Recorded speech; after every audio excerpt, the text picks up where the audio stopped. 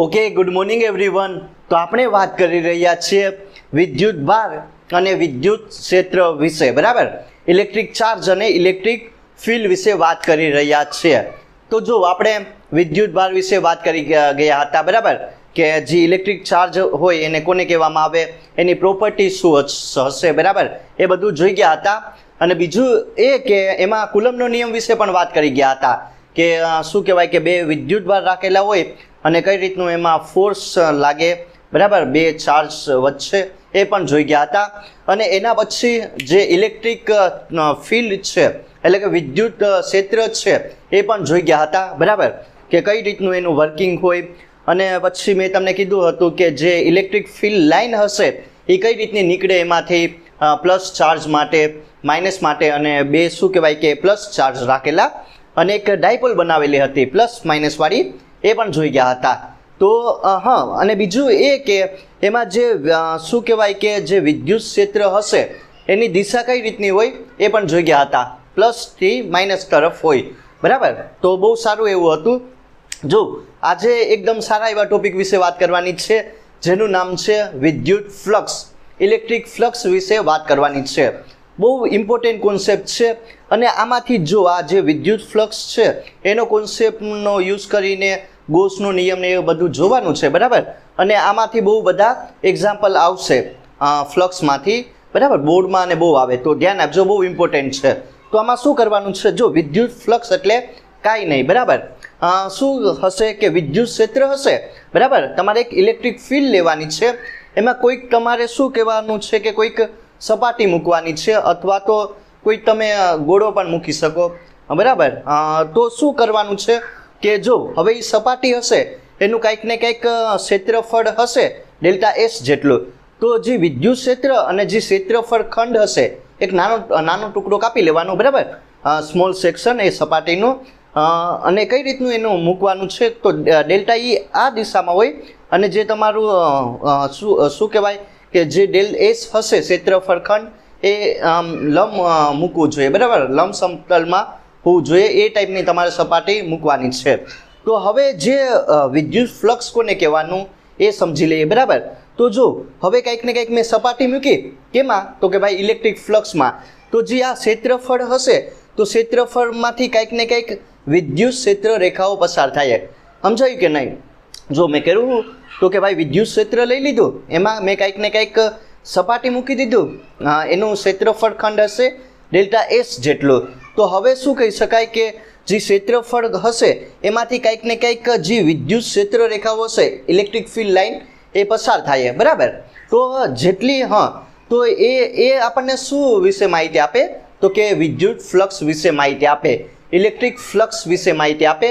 તો જેટલી એની ક્ષેત્રફળ, બરાબર, જેટલી પણ જે રેખાઓ હશે, જે લાઈન હશે એ ક્ષેત્રફળ ખંડમાંથી પસાર થાય એટલું જેનું વિદ્યુત ફ્લક્સ, ઇલેક્ટ્રિક ફ્લક્સ હશે, બરાબર. સિમ્પલ કોન્સેપ્ટ પણ બહુ સારો એવો.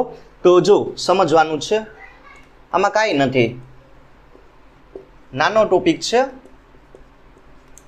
પણ ઇમ્પોર્ટન્ટ છે, બરાબર. વિદ્યુત ફ્લક્સ જેને 5 વડે દર્શાવવામાં આવે, એકમય હશે ન્યૂટન મીટર કુલમ ઇનવર્સ, બીજું શું હોય તો કે ભાઈ વેબર પણ હશે અને જોવાનું વોલ્ટ પર મીટર પણ હોય, એ ટાઈપનો હોય.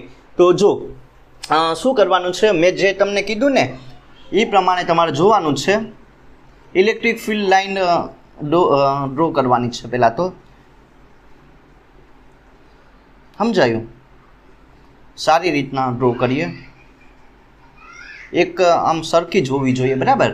તો ધ્યાન આપજો, એક સરખી હોવી જોઈએ, સમાંતર હોવી જોઈએ ઇલેક્ટ્રિક ફિલ્ડ લાઇન. તો એ એમને એમ રાખીએ, બરાબર. હવે આમાં શું મારે મૂકવાનું છે, કાંઈ નહીં, આમાં એક સપાટી મૂકવાની છે, બરાબર. જે શું કહી શકાય, સપાટી એ ટાઈપની મૂકવાની છે કે જે ઇલેક્ટ્રિક ફિલ્ડ હશે, બરાબર, એને લંબ સમતલમાં રહેવી જોઈએ, એ ટાઈપની મૂકવાની છે, સમજાયું. જો એ આ દિશામાં હશે ને, બરાબર, આ દિશામાં વિદ્યુત ક્ષેત્ર આપેલું, આનો કંઈક ને કંઈક શું હશે ડેલ્ટા એસ જેટલો ક્ષેત્રફળ ખંડ હશે. આ એકદમ નાનો સેક્શન કાપેલો, બરાબર. કુલ ક્ષેત્રફળ કેટલું હશે એસ જેટલું રાખીએ, પણ મેં ખાલી આનો સ્મોલ સેક્શન લઈ લીધો, બરાબર. તો હવે જો કઈ રીતનું હોવું જોઈએ તો કે ભાઈ લંબ સમતલમાં હોવું જોઈએ. તો જે આ ડેલ્ટા એસ હશે એનું કંઈક ને કંઈક શું લઈ લઉં તો કે એન કેપ, બરાબર લઈ લઉં. આ શું હશે તમારો ક્ષેત્રફળ સદિશ હશે, બરાબર.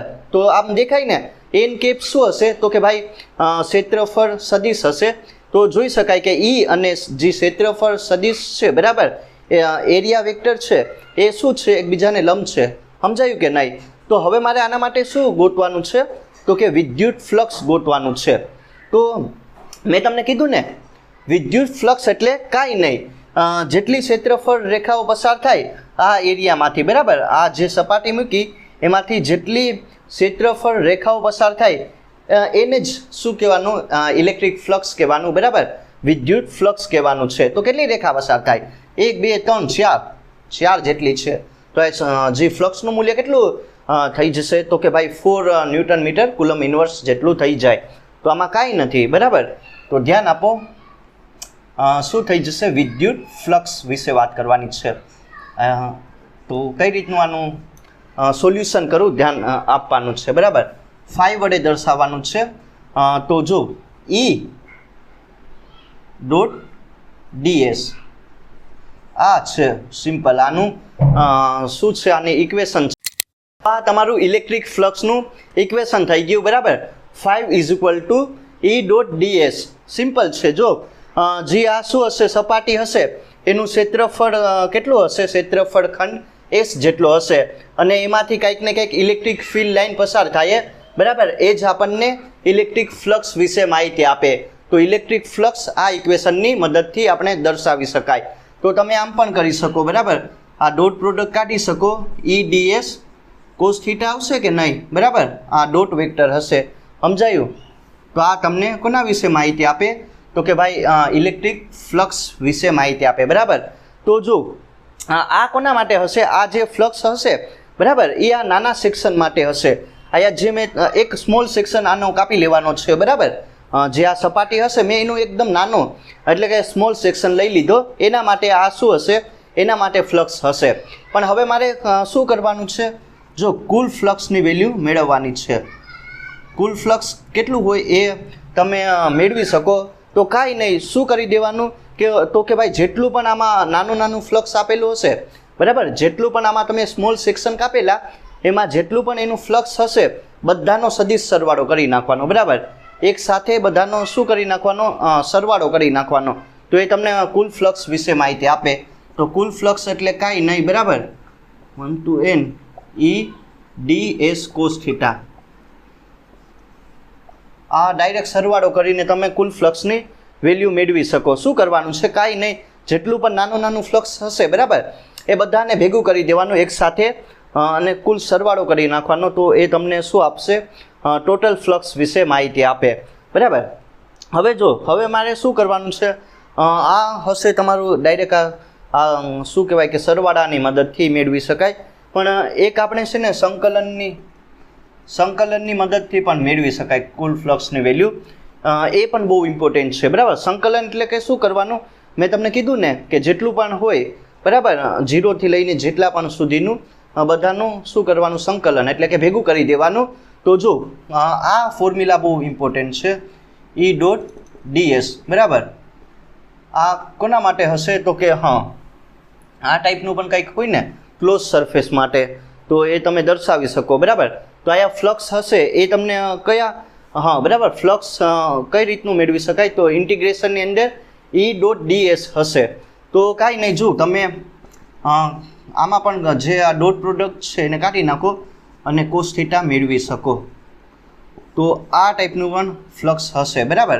આ ટાઈપનું એક ઇક્વેશન બની જાય. જો આમાં ખાલી તમારે ધ્યાન શું રાખવાનું છે, આ ફોર્મ્યુલા યાદ રાખવાની છે, બીજું કાંઈ નથી. જો એકમ શું થઈ જશે, લખી શકાય, બરાબર. આનું શું થઈ જશે, ન્યૂટન મીટર કુલમ ઇન્વર્સ અથવા તો વોલ્ટ મીટર એવું કંઈક છે ને, અથવા વેબર પણ છે એક એકમ.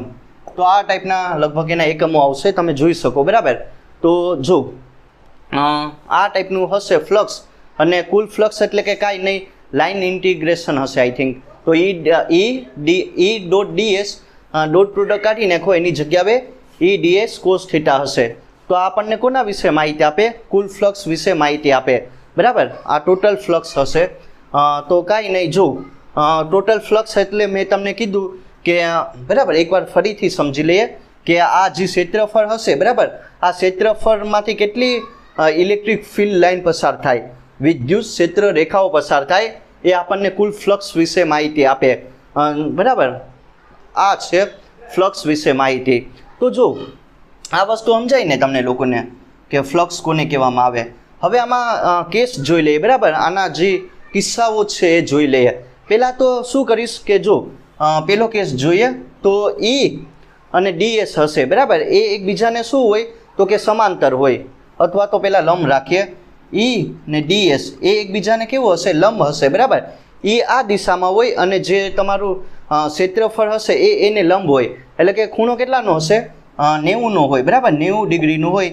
તો ફ્લક્સની વેલ્યુ કેટલી થઈ જશે, ઓબ્વિયસલી શૂન્ય થઈ જાય કે નહીં. આ વસ્તુ સમજાયું તો આપણને ફ્લક્સની વેલ્યુ શૂન્ય મળશે. પેલો કેસ સમજાયો. જો શું છે કે E અને DS એ એકબીજાને લંબ હશે, એટલે કે 90ના ખૂણે હશે. તો ફ્લક્સની વેલ્યુ અહીંથી જોઈ શકાય ને, cos 90 કેટલું થઈ જાય, શૂન્ય. હવે જો E અને DS એ એકબીજાને સમાંતર આવેલું છે, એટલે કે E પણ આ દિશામાં હશે અને જે તમારું શું કહેવાય ક્ષેત્રફળ હશે એ સમાન દિશામાં હશે, બરાબર. તો ફ્લક્સની વેલ્યુ કેટલી થઈ જશે, ખૂણો કેટલાનો હોય સમાંતર માટે, શૂન્ય. તો ફ્લક્સ કેટલું મળશે, EDS જેટલું મળે ને, cos 0 થઈ જાય. તો આ એક કેસ યાદ રાખવાનો. અને બીજું હોય, બીજું આ કેસ, ત્રીજો કેસ લેવાનો છે, બરાબર. જો E આ દિશામાં હોય અને એરિયા હશે એની વિરુદ્ધ દિશામાં હોય. ત્રીજો કેસ પ્રતિ સમાંતર માટે લેવાનું છે. E પ્રતિ સમાંતર કઈ રીતનું આને દર્શાવીએ, જો પ્રતિ સમાંતર માટે આમ દર્શાવીએ, બરાબર. તો થીટા કેટલું હશે, 180 ડિગ્રીનો.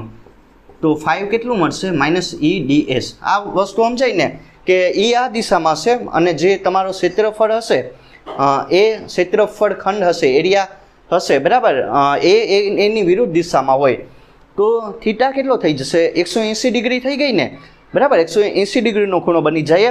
તો કાંઈ નહીં, cos 180 મૂકો, બરાબર, 180 મૂકો. તો ફ્લક્સ કેટલું થઈ જશે, તો cos 180 -1 થઈ જાય ને, તો જે ફ્લક્સ મળશે -EDS. જો આ છે ને કે કામ આવશે એક્ઝામ્પલ ગણવામાં. તો આ વસ્તુ થઈ ગઈ તમારી વિદ્યુત ફ્લક્સ વિશે વાત, ઇલેક્ટ્રિક ફ્લક્સ વિશે વાત. અને બહુ જો આમાંથી છે ને બહુ બધા એક્ઝામ્પલ હું તમને સોલ્વ કરાવીશ, એટલે તમને વધારે ફ્લક્સ વિશે આઈડિયા મળશે. કોન્સેપ્ટ બની ગયા, એના ઉપરથી 3-4 એક્ઝામ્પલ સોલ્વ કરી લઈએ એટલે કોન્સેપ્ટ તમને વધારે ક્લિયર થાય. જો પહેલાં તો વાત કરીએ પ્રોબ્લેમ નંબર 1 વિશે. બહુ સારી એવી પ્રોબ્લેમ છે, બરાબર. આ છે ને બહુ બોર્ડમાં પૂછાયેલી છે પ્રોબ્લેમ, તો ધ્યાન આપો, મોસ્ટ ઇમ્પોર્ટન્ટ છે. અને આ ટાઈપની આવશે બહુ બધી પ્રોબ્લેમ. તો કઈ રીતનું આનું સોલ્યુશન કરું, ધ્યાન આપજો. તો જો આ ટાઈપનું એક ક્યુબ હશે, બરાબર, આ ટાઈપનું એક ક્યુબ હશે, તમે સારી રીતના બનાવી શકો, બરાબર. એ જે ક્યુબ હશે ને એ ક્યાં રાખેલો, તો કે ભાઈ EX માં રાખેલો, બરાબર, X અક્ષિસ પર રાખેલો છે. મને કઈ રીતની ખબર પડી કે આ ક્યુબ, પહેલાં તો XY અને Z અક્ષિસ છે, પણ મેં ક્યુબ કેમાં મૂકેલો, તો કે ખાલી X અક્ષિસ ઉપર. મને કેમ કઈ રીતની ખબર પડી કે X અક્ષિસ ઉપર મૂકેલો, કેમ કે અહીંયા તમને છે ને EX ની વેલ્યુ આપેલી αx 1/2 જેટલી, બરાબર. પણ EY ઘટક જે ઇલેક્ટ્રિક ફિલ્ડ હશે એનો EY ઘટક અને EZ ઘટક એની વેલ્યુ કેટલી આપેલી, 0. અને જે આલ્ફા હશે એ કોન્સ્ટન્ટ હશે, એની વેલ્યુ પણ મને આપેલી 800 ન્યૂટન કુલમ મીટર 1/2, બરાબર, કુલમ મીટર 1/2 જેટલો રેશિયો આપેલું. અને જો બીજું શું કીધું કે આ ક્યુબની જે લંબાઈ હશે ને એ જેટલી આપેલી, બરાબર, બધી સમાન હોય. અને એ કેટલું આપેલું, 0.1 મીટર. તો મને અહીંયા જે ફ્લક્સ હશે, કુલ ફ્લક્સ 5 ની વેલ્યુ કેટલી હોય એ ગોતવાની છે. અને બીજી એક વસ્તુ એ આવે કે જે ફ્લક્સ હશે ને એ આપણને ખાલી કાંઈ બે જ જગ્યાએ જોવા મળે. આ જે મેં લાઈન અંડરલાઈન કરી, જ્યાં મેં હાઇલાઇટ કર્યો ને જે પાર્ટ, બરાબર, એક આ ભાગ અને આ ભાગ, ત્યાં જ તમને ફ્લક્સની વેલ્યુ જોવા મળશે, બરાબર. તો NL, આ NL હશે. અને બીજું ક્યાં જોવા મળે, આ સપાટી માટે n_r, બરાબર. તો આ બે સપાટી માટે ફ્લક્સ અહીંયા કેટલું હોય, તો કે 5L હશે. અને અહીંયા કેટલું હશે ફ્લક્સ, 5R હશે. સમજાયું કે નહીં? જો બે સપાટીમાં એક આયા ફ્લક્સની વેલ્યુ જોવા મળશે અને આયા જોવા મળશે 5R જેટલી. તો શું કરવાનું છે, બંને માટે 5ની વેલ્યુ ગોતી લેવાની છે અને કુલ ફ્લક્સ કઈ રીતનું ગોતીશ, બંનેનો સરવાળો કરી દેવાનો. સમજાયું કે નહીં? આ સિમ્પલ છે. તો એટલી વસ્તુ આપેલી છે. તો જો કાંઈ નહીં, સિમ્પલ. આ એક્ઝામ્પલ બહુ ઇમ્પોર્ટન્ટ છે, મેં તમને કીધું ને, પણ આનું સિમ્પલ સોલ્યુશન થઈ જાય. કઈ રીતનું કરું ધ્યાન આપો. પહેલાં તો મારે કઈ સપાટી માટે ધ્યાન રાખવાનું છે, જો એલ સપાટી માટે ને આ પહેલાં ફ્લક્સ કેટલું હોય, 5 એલ જેટલું હોય કે નહીં, બરાબર. તો એની વેલ્યુ કેટલી હોય, તો કે ભાઈ E ds cos થીટા જેટલી હોય કે નહીં. આ સમજાયું? જો આ વસ્તુ તમને લોકોને ખ્યાલ પડી ગઈ હશે કે 5L is equal to EL ds cos theta. આના માટે પહેલાં સોલ્યુશન કરીએ. તો 5L એમને રાખો, બરાબર. અને અહીંયા EL ની વેલ્યુ મૂકવાની છે. જો EL ની વેલ્યુ અહીંથી મૂકો, બરાબર, તો શું થઈ જશે, તો કે ભાઈ આલ્ફા, બરાબર, x. આયા જો આ વસ્તુ સમજાય ને, EL ની વેલ્યુ મને એટલું આપેલી, બરાબર. આ વસ્તુ EL ની વેલ્યુ કેટલી આપેલી છે, આલ્ફા x 1/2. પણ જો x અંતર આયા કેટલું આપેલું, જો આ સપાટી માટે, તો ઉગમ બિંદુથી આયા સુધી જોઈ લઉં તો x અંતર કેટલું આપેલું, તો કે એટલું આપેલું, a જેટલું, બરાબર. તો અહીંયા હું શું મૂકીશ, a 1/2 ને બીજું ds. હવે શું મૂકવાનું છે, ds ની કિંમત મૂકવાની છે. એટલે કે એરિયા એટલે કે લંબાઈ ગુણ્યા પહોળાઈ.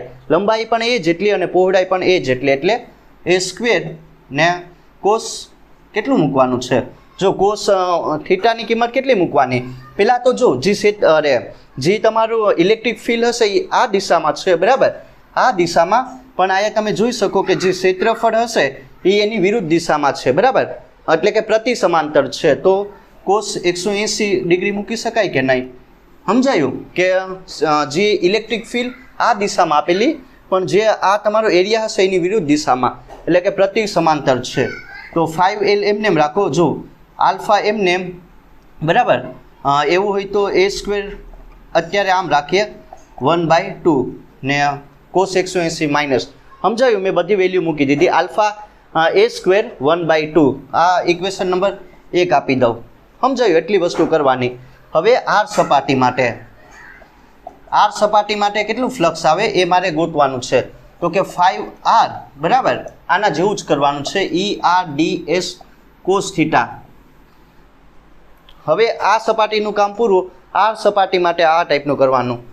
5R એમને રાખીએ. તો શું કરીશ, જો ER. હવે આના માટે જો આલ્ફા એમને, બરાબર. હવે અહીંયા જે શું કહેવાય અંતર કેટલું આપેલું, તો જો એટલું અંતર કેટલું હશે, આયા સુધી જોવું તો કે a જેટલું, બરાબર. પણ અહીંથી આયા સુધી એ અંતર કેટલું હશે, આ a હોય ને આ પણ a હોય. તો 0 થી લઈને આ સપાટી માટે, બરાબર, આર સપાટી માટે, તો ટોટલ ડિસ્ટન્સ કેટલું થઈ જશે, x is equal to 2a, બરાબર, a પ્લસ a જેટલું.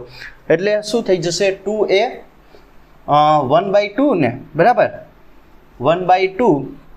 બીજું હવે એરિયા કેટલો થઈ જશે, a² ને કોસ થીટા. કોસની વેલ્યુ કેટલી આવશે, તો જો ક્ષેત્રફળ, જો એ હશે એ આ દિશામાં અને જે ક્ષેત્રફળ હશે એ પણ આ દિશામાં, બરાબર. તો કોસ 0 એટલે 1 ડાયરેક્ટ હું મૂકી દઉં.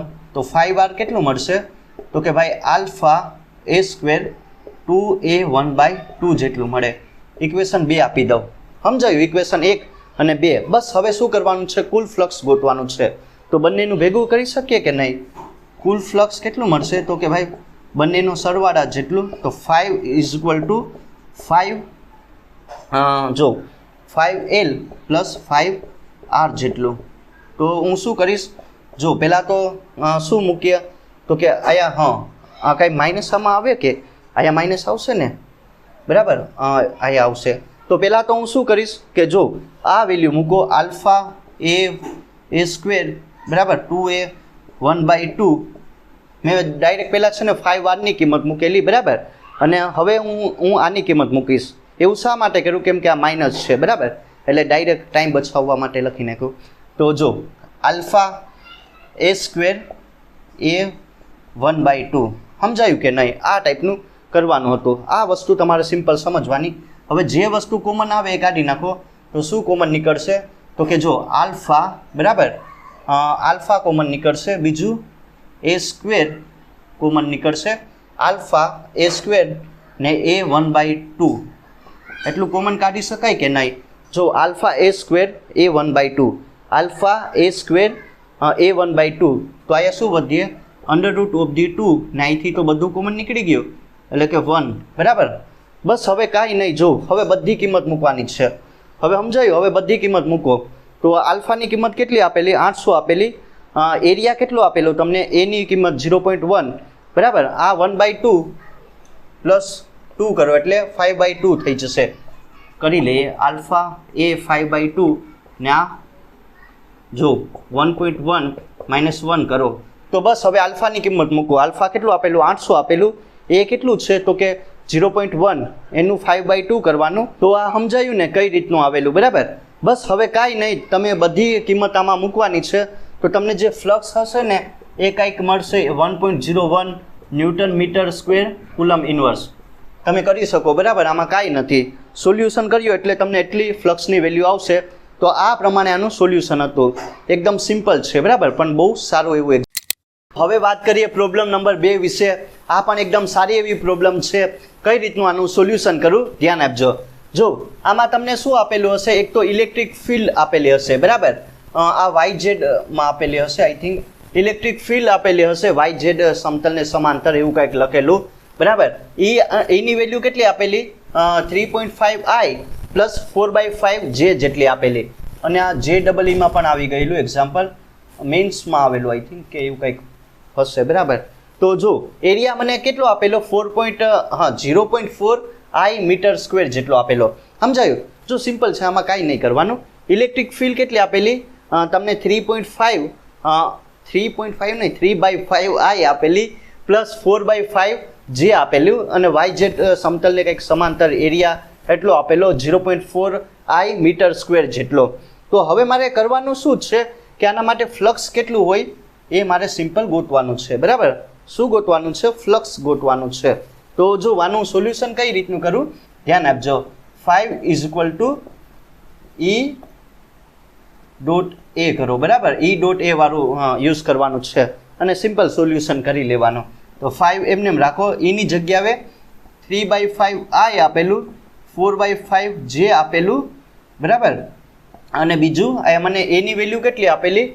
0.4I જેટલી આપેલી. સમજાયું કે નહીં? જો એની વેલ્યુ 3/5I પ્લસ 4/5J અને જે એરિયા હશે એ 0.4I જેટલું આપેલું. તો હવે શું કરવાનું છે કે જો આમાં જે વાળું તો કાંઈ નથી બરાબર. એરિયા કોને માટે હશે? ડોટ પ્રોડક્ટ કરો તો ખાલી I વાળું બરાબર. I.I કરો. I વાળું છે બરાબર. તો I.I તો કેટલું મળશે? 1. પણ J.I કરે એ તો શૂન્ય થઈ જાય ને, એટલે એ વસ્તુ નહીં મળે. તો આ કેટલું મળશે? આઈ થિંક 0.4 એટલે કેટલું થઈ જશે? 0.125 જેટલું થઈ જશે કે નહીં બરાબર. તો હવે આનું તમારે શું કરવાનું છે? સોલ્યુશન કરવાનું છે. તો આનું સોલ્યુશન કરો તો તમને જે ફ્લક્સ હશે આઈ થિંક કેટલું મળશે? 24 ન્યૂટન મીટર કુલમ ઇન્વર્સ જેટલું મળે. આ સમજાયું કે નહીં? જે ફ્લક્સની વેલ્યુ કેટલી મળશે? 0.24 ન્યૂટન મીટર કુલમ ઇન્વર્સ. તો આ છે સિમ્પલ સોલ્યુશન. જો આમાં કાંઈ નથી. આ ટાઈપના એક્ઝામ્પલ આવે ને તો તમે આરામથી આનું સોલ્યુશન કરી શકો. આ જસ્ટ ખાલી તમને સમજાવવા માટે છે.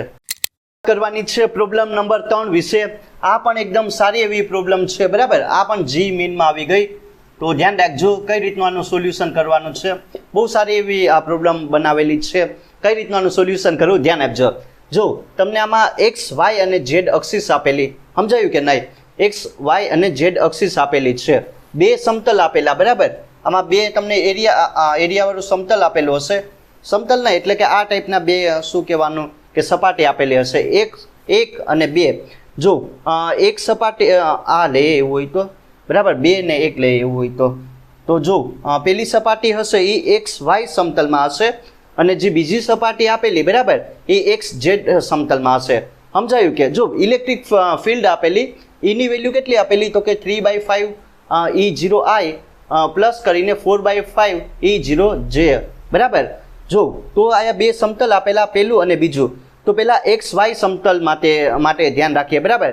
ના એરિયા કેટલો આપેલો તમને?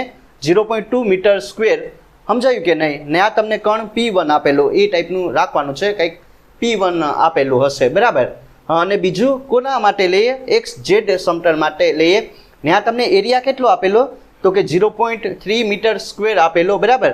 P2 સમતલ માટે એ ટાઈપનું ધ્યાન રાખવાનું છે. તો આયા ક્યાંક ફ્લક્સ હશે 5P1 હોય, આયા હશે 5P2 હોય, બરાબર. તો બંને ફ્લક્સનો ગુણોત્તર કેટલો હોય? 5P1 divide by 5P2. એ બંને ફ્લક્સનો મારે ગુણોત્તર ગોતવાનું છે આ ટાઈપનું યુઝ કરીને. તો પહેલાં કાંઈ નહીં, જો P1 માટે ધ્યાન રાખો, બંને માટે લઈ લો અને બંનેનું ગુણોત્તર લઈ લો. P1 માટે રાખીએ, બરાબર. તો જો એના માટે ઇલેક્ટ્રિક બરાબર ફિલ્ડ કેટલી આપેલી? 3/5 E0 I જેટલી આપેલી. સમજાયું? આ કોના માટે આપેલું? તો કે આના માટે, બરાબર, P1 માટે. તો ફ્લક્સ ગોતી લઉં. E એ શું થઈ જશે? E એ કોસ થીટા, બરાબર. પણ આયા જે કોસ સમાંતર હશે એટલે 0, બરાબર, 0 એટલે 1, બરાબર. 5 એમને રાખો. જો 3/5 E0 ને એરિયા અહીંયા મને કેટલો આપેલો? ધ્યાન આપજો, અહીંયા એરિયા તમને 0.2 મીટર આપેલું, બરાબર. તો શું થઈ જશે? જો 0.2 કરો એટલે શું થઈ જાય? બરાબર, 0.6 થઈ જાય કે નહીં? 5E0, બરાબર. આ ઇક્વેશન 1 રાખો એવું હોય તો 5P1 માટે. એવી જ રીતે કોના માટે કરવાનું છે? P2 માટે, બરાબર. P2 માટે તો જો એના માટે જો શું થઈ જશે? E એ કોસ થીટા થઈ જાય કે નહીં? E એ કોસ થીટા. બધી વેલ્યુ પુટ ડાઉન કરો. અને જો આ y માટે કેટલું આપેલું ઇલેક્ટ્રિક ફિલ્ડનું ઘટક? 4/5, બરાબર. 4/5 EJ. ને એ તમને એરિયા કેટલો આપેલો છે? તો કે 0.3 આપેલું છે, 0.3, બરાબર. તો કાંઈ નહીં, 5 એમને રાખીએ. 0.3 ને આ કરો એટલે 1.2 થાય કે નહીં? 4 તેરીને 12, બરાબર. 5E0. આમાં મેં કંઈ ભૂલ કરેલી હતી? 0.6, બરાબર. તો થઈ જશે. બસ ખાલી કાંઈ નહીં. જો P1/5P2 કરો, બંનેનો ગુણોત્તર લેવાનું છે. ઇક્વેશન 1/2 કરો તો 5 કેન્સલ થઈ જશે, બરાબર. ને આ ટાઈપનો આવશે 1/2 જેટલો. તો કાંઈ નહીં, જે જવાબ તમને કેટલો મળશે? 1/2 જેટલો. બસ આમાં કાંઈ નહીં, સિમ્પલ છે. ખાલી એક ફોર્મ્યુલા તમારે યુઝ કરવાની છે ફ્લક્સની, અને આ પ્રમાણે તમે આનું સોલ્યુશન કરી શકો.